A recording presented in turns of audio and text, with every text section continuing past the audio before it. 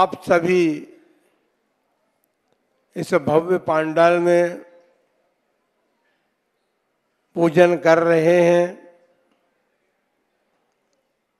पूजक लोगों में तपस्वी जन भी हैं जो अपनी शक्ति के अनुसार अनेक प्रकार का तपस्या करते हुए भगवान जिनेंद्र की और 10 लक्षण धर्म की, 10 लक्षण विधान की पूजन, अभिषेक इत्यादि संपन्न कर रहे हैं। बंधुओं,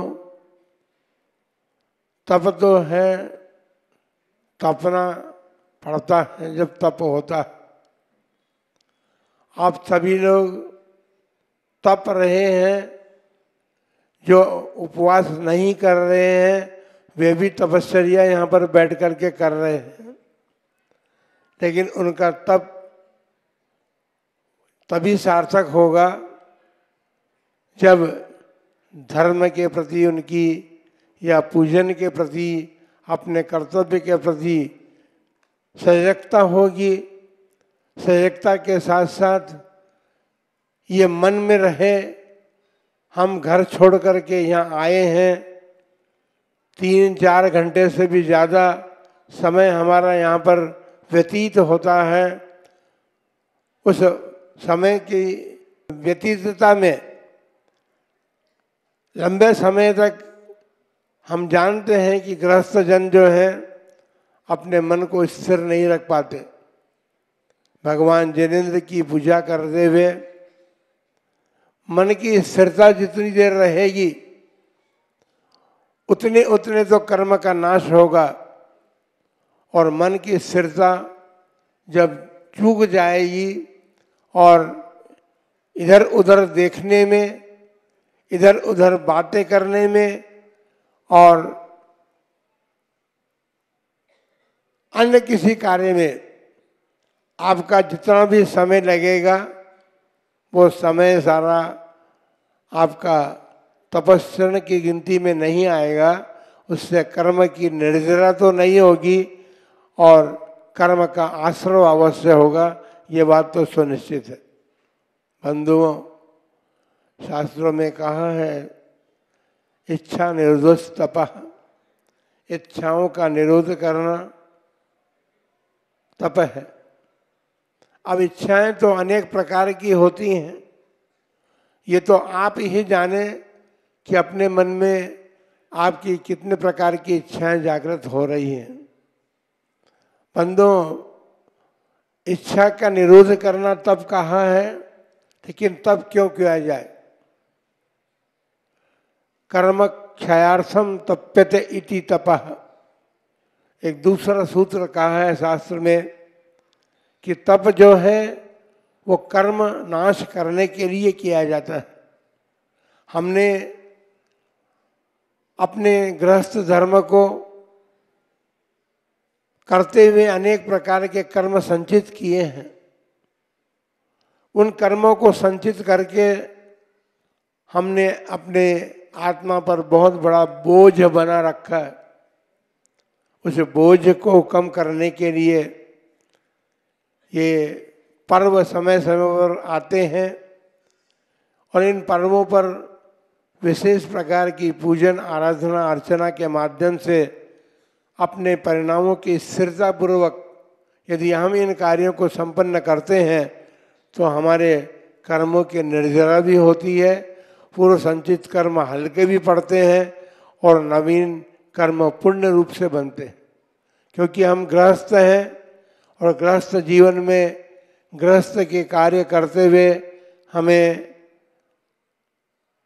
अनेक प्रकार के कार्य करने पड़ते हैं। उन कार्यों को करते हुए हम पाप कर्म का संचय अधिक करते हैं। आलोचना पाठ यदि आप प्रतिदिन करें और बुद्धिपूर्वक करें, उसमें उपयोग लगा कर करें, स्थिरता पूर्वक करें, तो आप स्वयं अपने कर्मों का प्रक्षालन करने में कार्यकारी बन सकते हैं। आपके कर्मों का प्रक्षालन हो सकता है। आवश्यकता इस बात की है, केवल पाठ नहीं करना है, समझ करके पाठ करना है। आप 10 लक्षण महापर्व मना रहे हैं, हम तो ये कहते हैं 10 लक्षण पर्व नहीं, आध्यात्मिक दीपावली मना रहे हैं। दीपावली तो महाराज कार्तिक मास में आती है, आपने दीपावली कैसा कह दिया? भाई दीपावली आप जो मनाते हैं वो तो कार्तिक महीने में आती है, भगवान महावीर के निर्वाण से, मोक्ष से जाने से आप उस दीपावली को मनाते हैं। लेकिन दीपावली का मतलब ये है, दीपक जिस प्रकार प्रकाश देता है, अंधियारे में भी आप कोई कार्य करना चाहते हैं, लाइट यदि चली गई है तो अब तो बहुत सारे साधन हो गए हैं और उन साधनों से आप अपने घर में प्रकाश कर सकते हैं। लेकिन दीपावली पर दीपक जो प्रज्वलित किए जाते हैं वो ज्ञान दीप का प्रतीक है, क्योंकि भगवान ने जिस ज्ञान दीप को अपने आत्मा में प्रकट किया था वह ज्ञान दीप आप प्रज्वलित करते हैं, लेकिन वो केवल प्रकाश के लिए करते हैं। बहुत सारी दीपावली लगाते हैं, लेकिन आध्यात्मिक दीपावली का मतलब कुछ और ही है। आध्यात्मिक दीपावली का मतलब है आप तपस्चरण करें, उत्तम क्षमा से लेकर के ब्रह्मचर्य तक 10 धर्म का पालन करें। ये 10 ही धर्म जो हैं वो दीपक का काम करेंगे, और वो दीपक का काम ही नहीं करेंगे, आपकी आत्मा को प्रकाशित करेंगे। आप सोच लें अच्छी तरह से कि हमें ये धर्म करते हुए, ये विधान करते हुए, ये पूजन करते हुए अपने आत्मा को समझने का प्रयत्न करना चाहिए। हम ये सब भूल चुके हैं कि हमारे भीतर भी कोई निवास करता है, और वास्तव में देखा जाए तो भगवान तो वही है जो आपके शरीर में निवास करता है, जिसे आत्मदेव कहते हैं। उस आत्मदेव की विनय किस प्रकार करनी है? आप उन सब कार्यों से हट करके यदि अन्य कोई कार्य करते हैं तो फिर गृहस्थ जीवन में करेंगे, ये बात तो ठीक है, लेकिन साथ साथ हमारी आत्मा का भी हमें ध्यान रखना चाहिए। उस आत्मदेव का भी ध्यान रख करके हमें ये धर्म कार्य संपन्न करने चाहिए, क्योंकि ये धर्म कार्य जो है धर्मानुष्ठान है, या अनुष्ठान जो है हमारी आत्मा का परिचय कराने में कारण है और हमारे आत्मिक गुणों को प्रकट करने में कारण है। उत्तम क्षमा या क्षमा से लेकर के ब्रह्मचर्य तक आत्मा के गुण हैं। उन आत्मिक गुणों की आप पूजा अर्चना आराधना कर रहे हैं, सामान्य बात नहीं है। भदैया लोग आए हैं, भदैया के भीड़ बहुत दिखाई दे रही है यहाँ पर, क्योंकि भादो महीना है ना, तो भदैया लोग दिखाई दे रहे हैं। कदैया लोग भी होते हैं, लड़ैया लोग भी होते हैं, समाज के लोगों की बात बता रहा हूँ मैं। और फिर सदैया लोग जो होते हैं, सदैया किन्हें कहते हैं आप मालूम है आपको? जो प्रतिदिन जिनेंद्र भगवान के अभिषेक पूर्वक पूजन करते हैं और वहाँ पर अपने परिणामों को निर्मल करने का पुरुषार्थ करते हैं, वे सदैया होते हैं। और भदैया लोग जो हैं वो केवल भादों के महीने में आकर के 10 लक्षण की पूजा कर ली। आप पूजा करते समय क्या क्या पढ़ा आपने पूजा में? मेरे को भाई मैंने पूजाएं ज़्यादा नहीं की, मैं बहुत जल्दी दीक्षा ले ली थी, इससे मुझे पूजाएं याद नहीं है। भव आताप निवार। अब बताओ आप, भव का आतप है, ये आप स्वीकार करते हैं कि संसार में संताप है, संसार में ताप हो रहा है। उस आतप को, उस संताप को दूर करने के लिए 10 लक्षण की पूजा की जाती है, और सदा की जाती है, केवल भादों के महीने में नहीं की जाती है। 10 लक्षण की पूजा तो आप प्रतिदिन करें, ताकि आपके भीतर, आपकी आत्मा में जो संसार परिभ्रमण के कारण उपस्थित हो रहे हैं, आप संसार में परिभ्रमण कर रहे हैं, उस संसार के परिभ्रमण से छुटकारा आपको प्राप्त हो, ये भावनाएं आपके भीतर होनी चाहिए। हम आज सवेरे प्रातःकाल हमने एक बात कही थी, पूजन करते समय संलेखना अनेक प्रकार के तपों की चर्चा है, बाह्य और अभ्यंतर तपों की चर्चा की गई है। बाह्य तप अनशन, औमोदर्य, व्रत परिसंख्यान इत्यादि हैं, और अभ्यंतर तप हैं जो उसमें अंतरंग तप में सबसे बड़ी बात तो यह है और प्रधानतया उसमें विनय तप को कहा गया है। विनय तप जो है वह बड़ी कठिनाई से प्राप्त होता है। देव की पूजा आराधना आप करें, उसमें विनय का ध्यान रखें। व्रत उपवास भले ही नहीं करें, कोई बात नहीं, मैं निषेध नहीं कर रहा हूँ, व्रत उपवास भी करना चाहिए। और बहिरंग तप भी इसलिए करते हैं कि बहिरंग तप इसलिए किया जाता है कि हमारे अंतरंग तप में वो सहयोगी बनता है, अंतरंग तप को वृद्धि को प्राप्त करने में कारण बनता है, इसलिए बहिरंग तप करना चाहिए। लेकिन उसके लिए कहा है शक्ति के अनुसार करना चाहिए।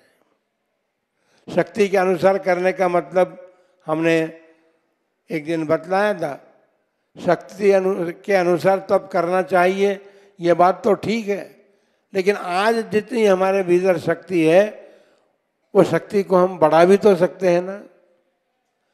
आज जिन्होंने एक उपवास किया है वो अगले समय में जब भी करेंगे 2 उपवास करके देखेंगे, फिर और समय आएगा तो 3 उपवास करके देखेंगे। ऋतु के अनुरूप अपने जीवन में परिवर्तन करने के लिए, अपनी शक्ति को तोलने के लिए आप शीतकाल में या जहाँ गर्मी अधिक नहीं हो उस समय आप उपवास आदि करके देखें हम में शक्ति है या नहीं है।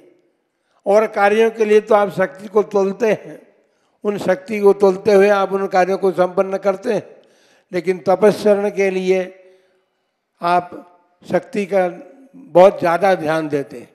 क्या करें, हम में शक्ति ही नहीं है, कोई बात नहीं। जिनमें उपवास करने की शक्ति नहीं है उनको औमोदर्य तप करना चाहिए।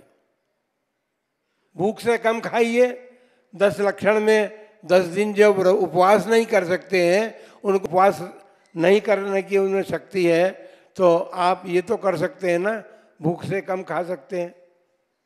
आप ये भी कर सकते हैं कि आपके जो थाली परोसी जाए उसमें आप ध्यान दे करके इस बात का ध्यान रख सकते हैं कि यहाँ पर दाल की कटोरी रखी होगी तो उस क्रम से सारा भोजन परोसा गया होगा तो मैं भोजन करूँगा, अन्यथा नहीं करूँगा। जब ये आप तो व्रत परिसंख्यान भी कर सके, इच्छाओं का निरोध ही तो करना है। आपने कहा कि हलवे की कटोरी आनी चाहिए, तो आपने इच्छा का निरोध नहीं किया।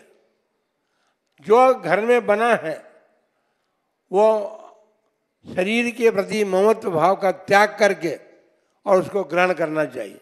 ये पर्व इसीलिए तो आते हैं।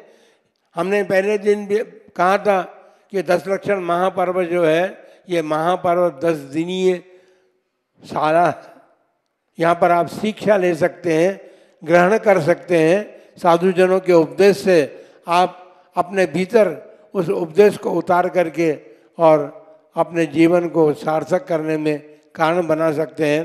बंधुओं, आज हमने प्रातःकाल जब अभिषेक हो रहा था उस समय एक बात कही थी, संलेखना तब तो साधुजन करते हैं, ऐसा एकांत नहीं है कि साधु ही जन संलेखना करते हैं, वो भी एक प्रकार का तप है। 12 प्रकार के तप के बाहर एक संलेखना तप है। उसी प्रकार गृहस्थों के लिए भी तप है, और वो तप ये है, यदि आप 6 प्रकार के जो बहिरंग तप है वो नहीं कर सकेंगे तो कोई बात नहीं है, लेकिन विनय नाम का जब तप है, जो अंतरंग तप है, उसको तो आप कर ही सकते हैं। देव आपके परम आराध्य हैं। देव 3 लोक के स्वामी हैं। आप उनकी आराधना अर्चना कर रहे हैं, यद्यपि ये बात तो सुनिश्चित है कि जिन्होंने सिद्धावस्था को प्राप्त कर लिया है वो तीन लोग के स्वामी हमारे सामने नहीं है, हम उनकी पूजा नहीं कर रहे हैं, किंतु पंच कल्याण प्रतिष्ठा के माध्यम से जिन प्रतिमाओं में आपने भगवान की स्थापना की है और उनको स्थापित करके आप जिनालयों की, वो जिनालयों की शोभा के लिए नहीं है मात्र, वो जिनालयों की शोभा इसलिए नहीं है, आप जिनालयों की शोभा तो तब बढ़ेगी कि प्रतिमाएं आप स्थापित करने के बाद श्रावक जन वहाँ पर पूजा करने के लिए जाएंगे। आप सब लोग उदयपुरवासी कॉलोनियों में चले गए, आपके पूर्वजों ने जो मंदिर बनाए थे उन मंदिरों में पूजा करने वाले कितने लोग जाते हैं। ये बात ठीक है, आप कॉलोनी में रह रहे हैं तो कोई बात नहीं, कॉलोनी में जिनालय भी तो हैं सब दूर, तो पूजा करना आपका परम कर्तव्य है, पर वो तपस्रण पूर्वक करना चाहिए। पूजा तपस्रण पूर्वक करें, उपवास करने की कोई जरूरी नहीं है। आप विनय तप को धारण करके, अंतरंग तप है, हमारे मन वचन और काय में विनय का भाव आएगा, उस विनय पूर्वक यदि हम भगवान की पूजा करेंगे, आपको बता देते हैं हमने सुना है कि यदि भगवान की छोटी प्रतिमा भी होती है कोई, तो यदि गिर जाती है, थाली में ही गिर जाती जहाँ आप विराजमान कर रहे हैं, तो फिर उसके कम से कम 108 कलश से उसकी